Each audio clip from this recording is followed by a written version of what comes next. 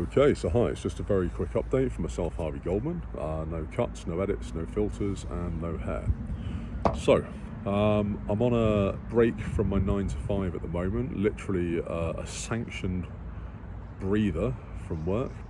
Really don't want to be there today. And after the weekend that I've had and reading all the comments and finding out really what people are up to, how they've fought against the system and in some cases absolutely won, it's reinforced that I really don't want to be doing 9 to 5 anymore. I don't want to be traveling and doing my commute every day, and I want to invest that time into something more practical. So I am excited about a phone call that I've got later today once I get back with a previous employer. So that's going to be with the aim of possibly me taking them on as a private client and sorting out their SEO, and once that's done, maybe doing a little bit of web development for them as well, tidying up their website.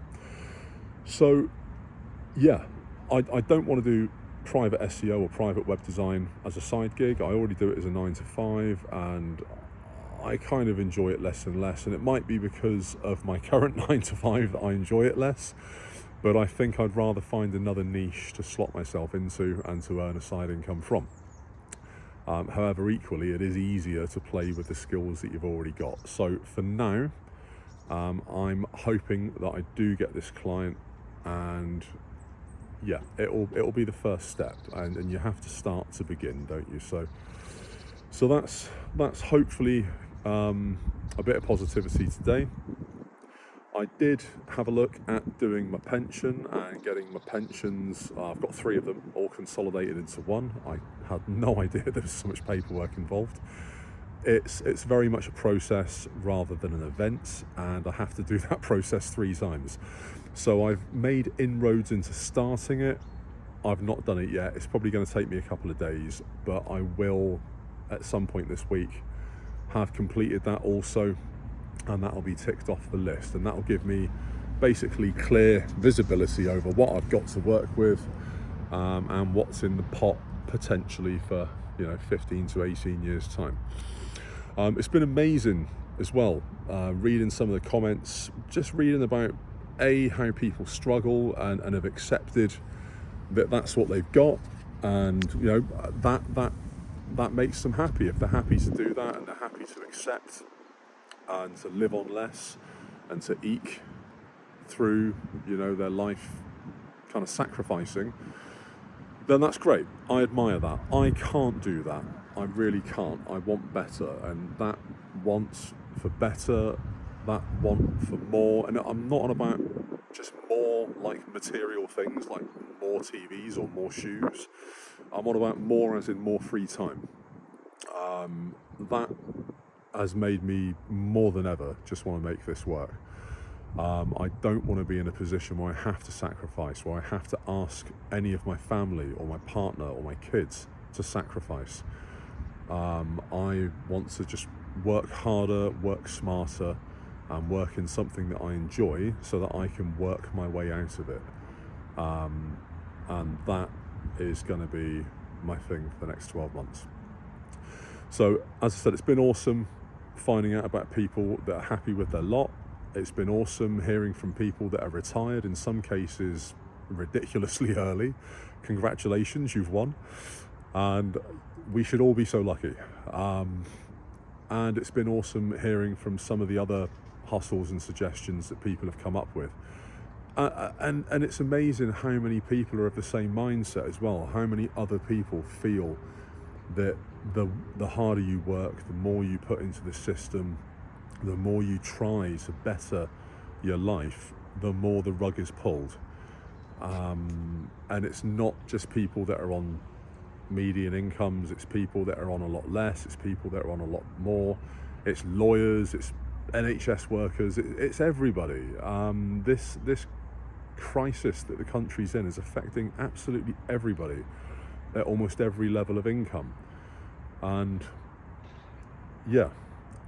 I don't see that there's any easy solution. I don't think there's a magic bullet that's going to fix this. I really do believe that the UK is headed for a recession this year, and I also believe that this year we'll probably see more Brits than ever flocking abroad to places like Poland, places like Dubai, where yes, the cost of living in Dubai may be higher, but they pay zero tax and they've got some of the best living and also the best medical. It just depends what you deem to be right for you, I guess. I've got now a 5-year plan, and I'm in the first week of the first 12 months. So that's it's a start, and it all has to start somewhere, doesn't it? You can't just wave a magic wand and be retired. So I plan to press on. I'm gonna get through each 9 to 5 week, 1 week at a time, and resist the temptation just to throw the towel in and quit, because I recognise that I've got mortgage and bills. And that's another thing that's been evident through the comments, is that a lot of people took advantage of mortgages during COVID, cheap mortgages. I did myself. I fixed it for 5 years. I think I was paying 1.7%. About April this year, and probably up until about April, May next year, there are going to be hundreds and hundreds of thousands of people that took out these mortgages, fixed them for 5 years, and have then found themselves unstuck because it jumps to 4 or 5%. That 4 or 5%, that 3% increase could be a difference of £400 or £500 a month to your outgoings. I don't want to lose my home. I don't want to have to downsize. I don't want to explain to my kids that we're moving. I'm going to fight my way out of it. I really am. There was also a gentleman in the comments that mentioned using the interest, or the dividends if you like, from a stocks and shares ISA, or perhaps more than one, to make overpayments on the mortgage, and stuff like that is pure genius. They obviously don't teach that at school. That's something you either know or you don't. I guess it depends on the peer group that you hang around with and how clued up they are, or perhaps whether your parents teach you. Certainly not taught in UK schools. And yeah, I plan to do that. I plan to take advantage of tax breaks this year more than ever. I want to become adept at tax avoidance, not tax evasion, but tax avoidance, using things like ISAs, overpayments into pensions, and take advantage of these things that means the government are not constantly dipping their hand into my pot. I've no objection to paying tax. I pay tax on my music as a sole trader, and I'm absolutely fine with that. I've paid tax on capital gains when I sold crypto a while back, and I'm absolutely fine with that. But the fact that the capital gains is going up, the fact that the thresholds are coming down, it just feels like a cash grab on the part of the UK government. And it really does feel like the more you try and pull yourself up, the more you try and do better, be better, provide more, work harder, they just rug pull. And they kick you back down, and you're like a fly trying to get out of a glass of olive oil, just scrambling to stay afloat. And it's awful. It's no way to live. It's not a life. It's an existence. And I really want better for everybody. So look, I've banged on enough. I'm going to go back and get a coffee and cry through the rest of my day.